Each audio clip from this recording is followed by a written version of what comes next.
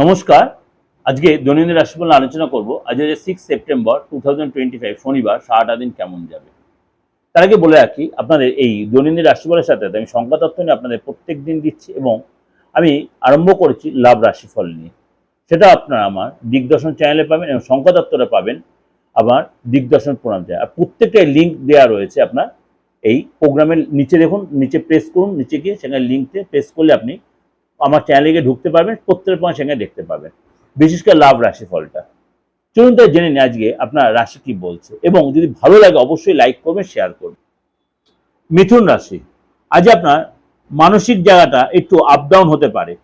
কাজের জায়গায় বিশেষ করে বিজনেসের ক্ষেত্রে আপনার একটু চাপ হতে পারে, আর্থিক লোকসান হতে পারে।